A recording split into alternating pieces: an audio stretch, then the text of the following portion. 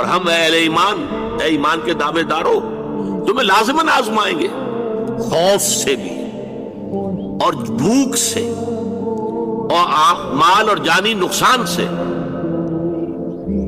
اور اے نبی بشارت دے دیجئے صبر کرنے والے۔ تو یہ تو ہے بھوک، فقر و فاقہ۔ آپ کو معلوم ہے، میں نے پہلے ذکر بھی کیا تھا،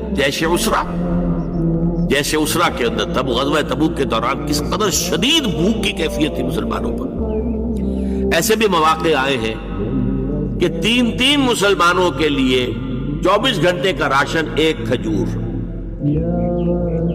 کھجور ایک صحابی نے، ایک مسلمان نے منہ میں کر کے تھوڑی دیر چوس لی، پھر دوسرے کو دے دی، پھر دوسرے نے چوس لی، کچھ گلوکوز پہلے کو مل گیا، کچھ دوسرے کو مل گیا، پر تیسرے کو مل گئی۔ یہ بھی آیا، اب جھیلنا، اسے برداشت کرنا۔